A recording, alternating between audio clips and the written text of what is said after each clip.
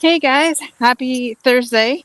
It is the best day of the week here at Unstoppable Overcomers Productions. And I just really, um, sorry, for some reason. Am I still here? Am I still here? I'm trying to get back in. Sorry. I pushed a button.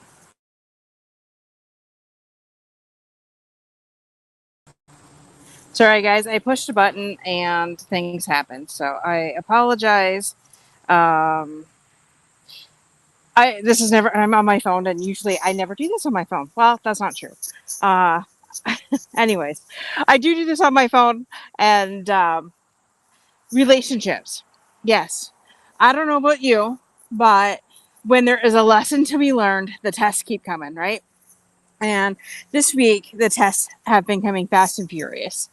And part of, if you're in the Kimber community, part of my personal 411 is to having deeper relationships within my family, especially, and especially the most important relationship with my husband.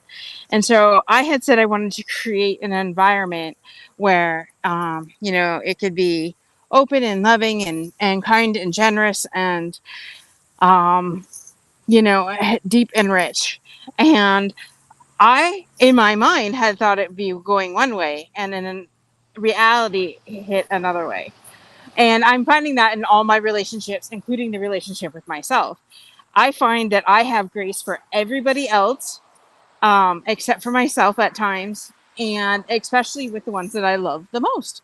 Like, I can meet a veteran and I have deep, deep compassion for this veteran, what their story is. But when it comes to myself or my family, I'm like, well, why can't they just be like so and so? And putting that expectation on them and me. And this week, I just really have been hit over the head with this as to like, oh, wait a minute, right?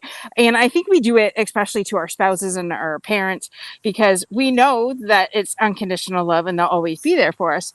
But I'm calling bullshit on that. And my this is for me. If no other person, then for me. And if you're listening to this and you're like, ouch, put an ouch in the comments because I know I've hit a nerve with somebody. And if you're pissed off, then I know for sure that I've hit a nerve with you.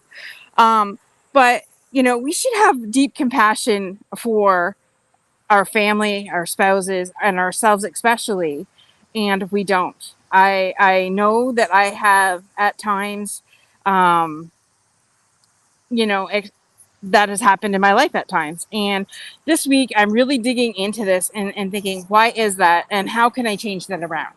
If I want deep, loving relationships that are full of kindness, joy, and fun, and full of adventure, I need to lead the way on that. And I realized that I have not been. Um, yes, there's been a lot of pressure, but I can sit here and tell you everything that's going on in my life, and you'd be like, oh, well, Dorothy, it's okay. And yeah, it is okay. And I need to give myself grace in the moments that I truly fuck up. However, um, there is a better way for me to express my feelings. And so, you know, love my parents. I always thought like my parents were together for 50 years, married for 47. And at times, their relationship even dumbfounded me. I'm like, the way you guys talk to each other, like, how are you still even together sometimes? And my mom, when I finally was brave enough to ask that question to my parents, my mom says, well, babe, that's just how we talk to each other. That's their love language to each other. And to me, it was like kind of embarrassing if you had somebody over, right? And so I realized that my expectation that I had on that marriage was an expectation, and that doesn't mean that that was the way things were supposed to go. And I think in our relationships we have an expectation. I know that I am the worst critic of myself. I know that there is nobody else on this planet that is harder on me than me, and I know that I need to let go of all of that, especially to bridge the gap from where I am to where I want to be in life.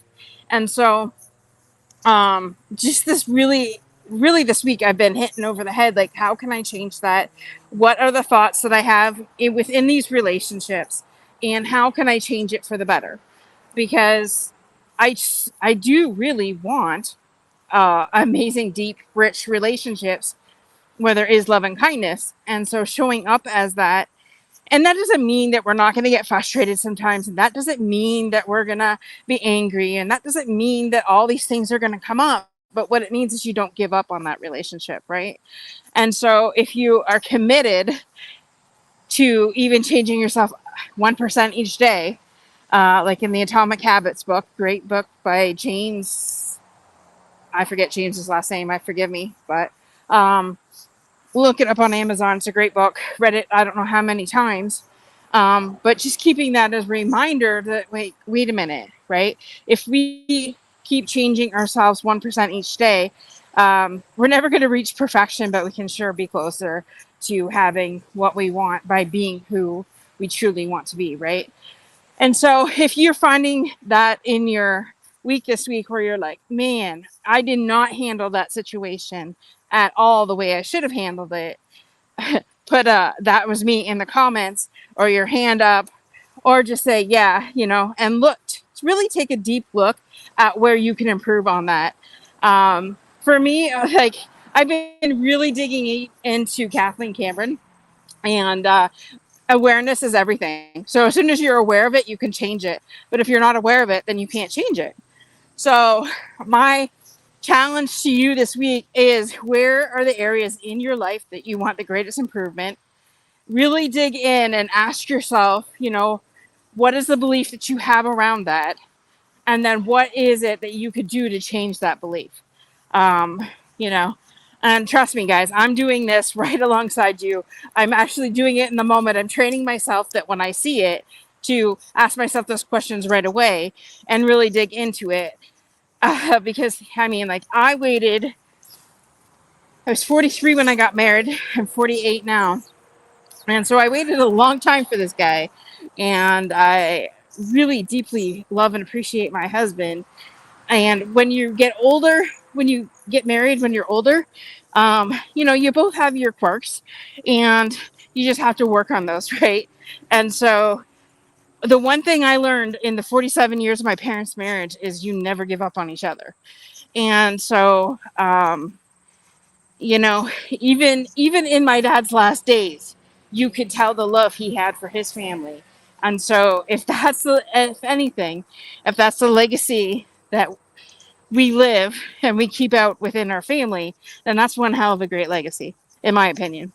So look at the areas this week on where you're really not happy with, and ask yourself, why are you not happy? Be aware and start to make those changes. And be kind to those that you really love. Tracy, she says, that was me. Love this.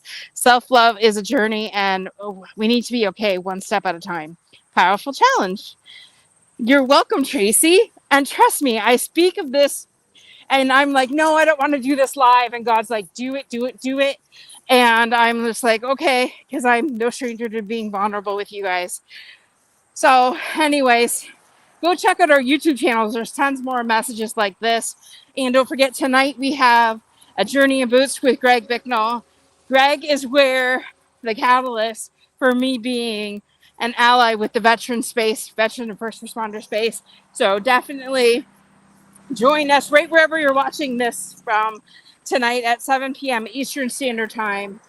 And much love to all of you, and see you in the comments tonight. Bye for now.